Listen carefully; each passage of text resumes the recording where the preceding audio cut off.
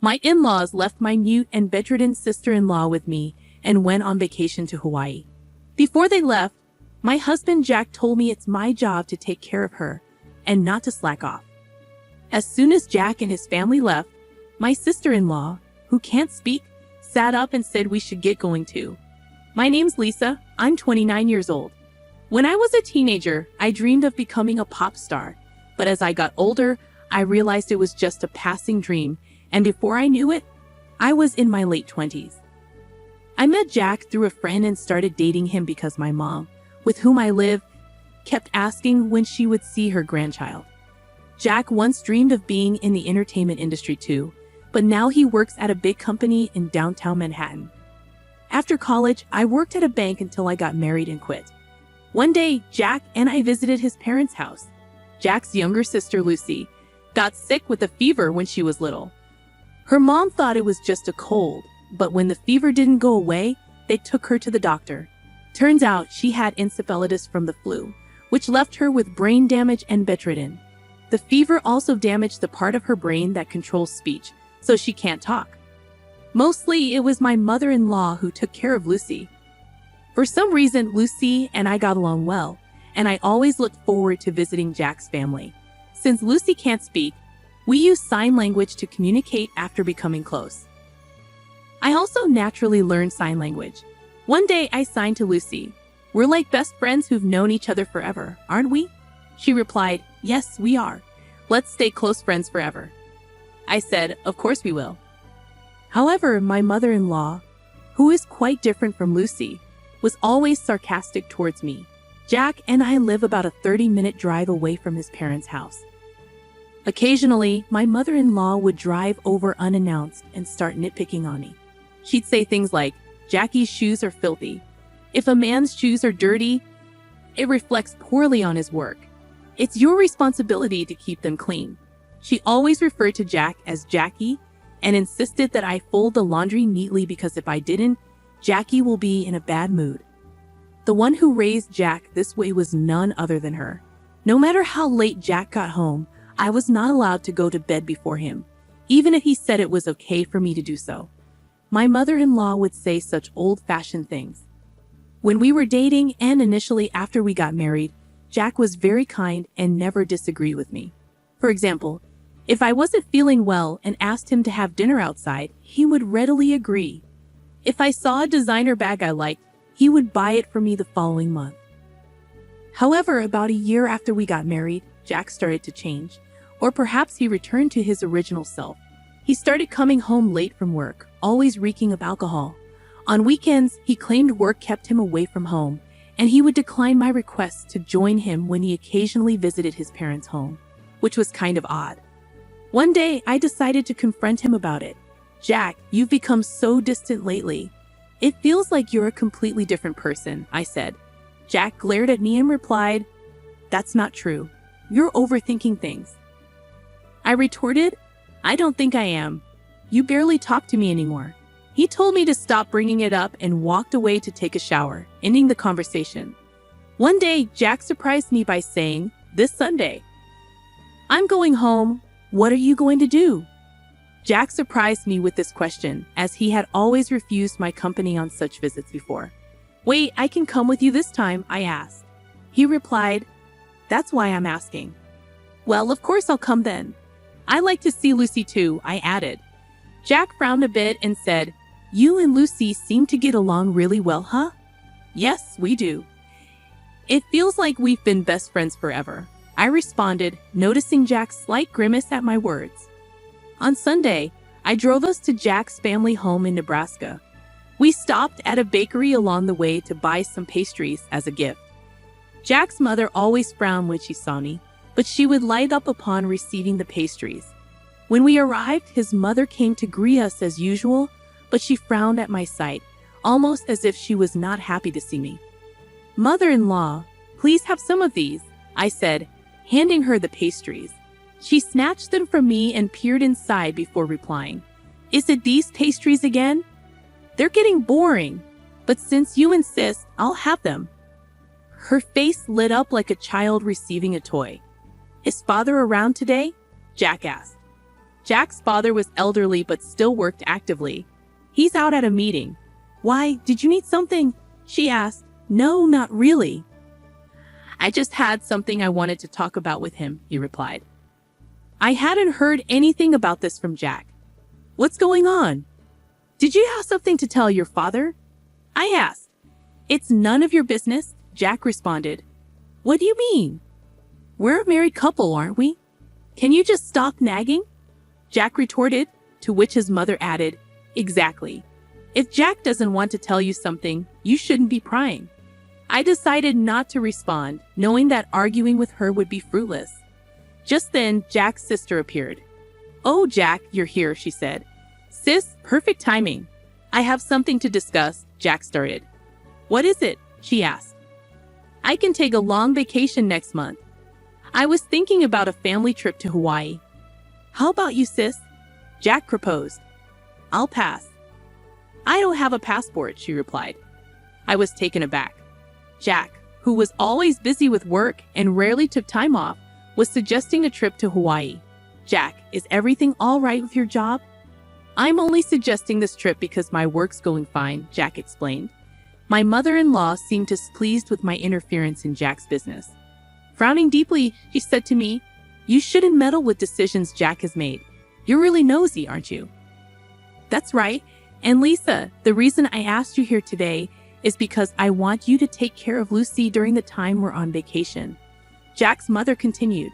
I was momentarily taken aback, but then I realized that staying here with Lucy would be much more enjoyable than going on a trip to Hawaii with my mother-in-law. Okay, I will take care of Lucy. But if that was the case, you didn't need to bring me all the way here to tell me that, did you? I said. I figured if I told you in front of my mother, you'd understand quicker, Jack replied. He must have assumed I'd resist when I found out I couldn't go to Hawaii. And if I did, he wanted my mother-in-law to forcefully convince me. It was clear to me that this was his intent. I was left feeling dumbfounded and left the room to head to Lucy's room. Lucy looked delighted to see me. It's been a while. How have you been? I asked. I'm good. What brings you here today? Jack asked me to come with him to our parents' house, so I did. But it's strange. Before, whenever Jack came here, he used to tell me I couldn't come along. My brother is definitely hiding something. He's always been secretive. So apparently he's going to Hawaii next month, but I'll be staying back. I think that's better though, I said with a smile. Lucy also replied with a grin. In that case, you should come over and stay here. Sure, I'll do that. After that, Lucy and I had a great time chatting.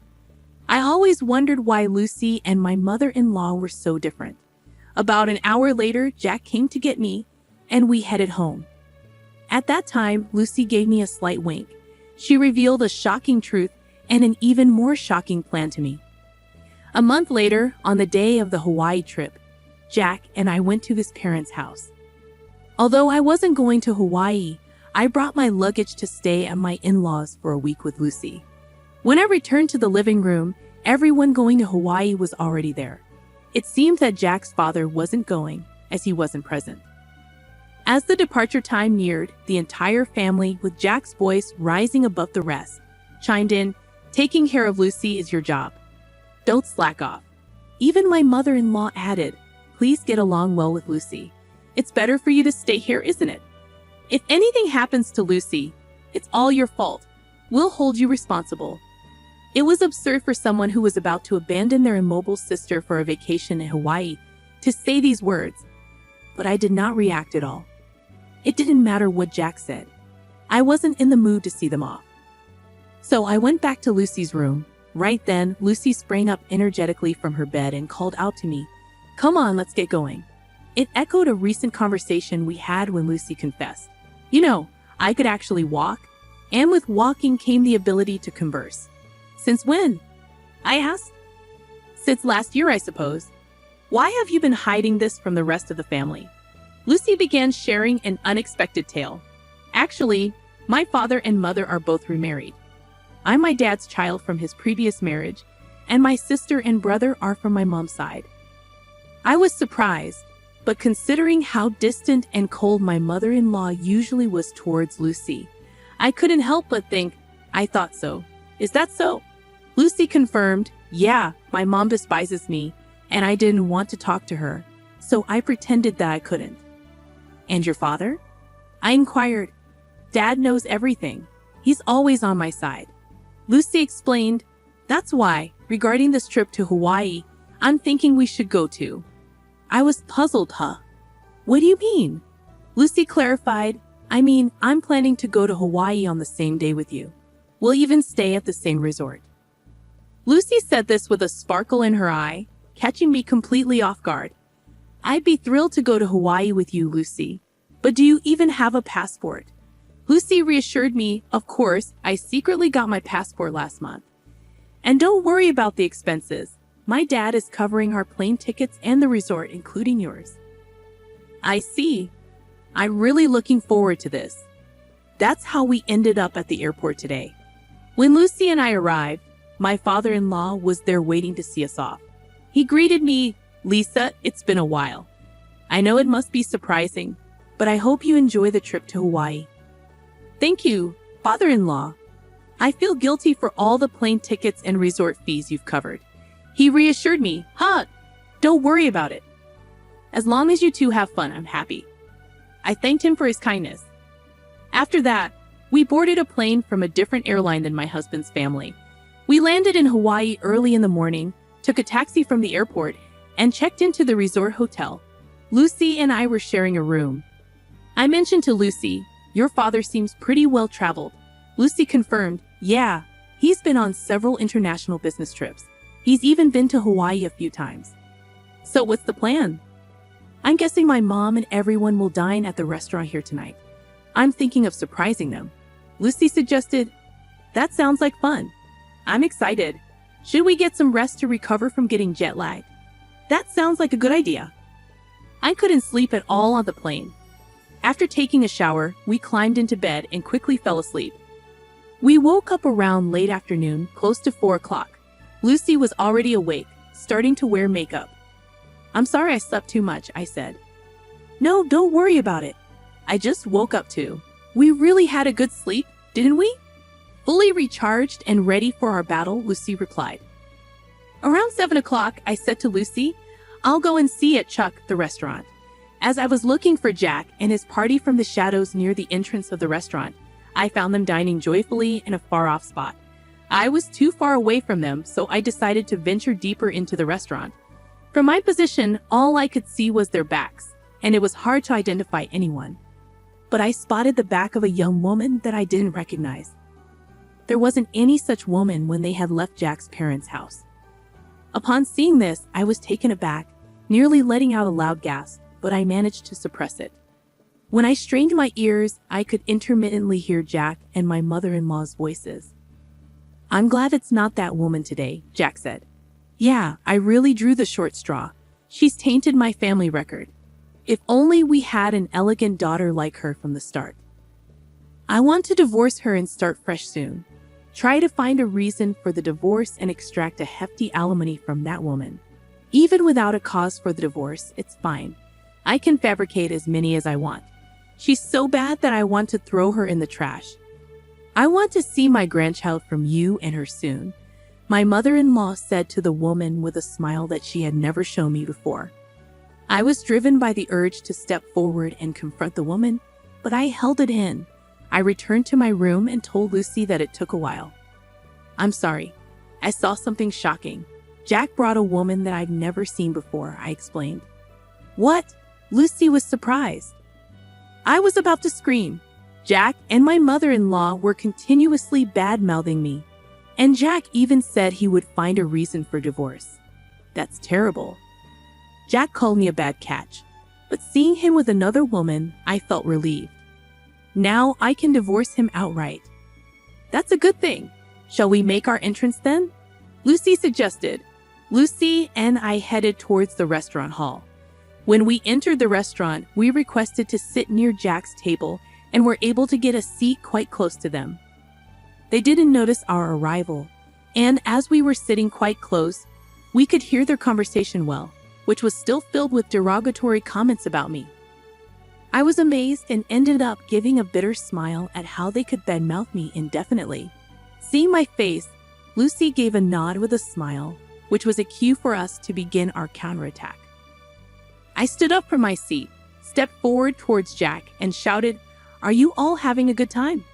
I'll never forget the look on Jack and my mother-in-law's faces at that moment. Their mouths agape, eyes wide open, they froze for a few seconds. After a few seconds, my mother-in-law finally spoke.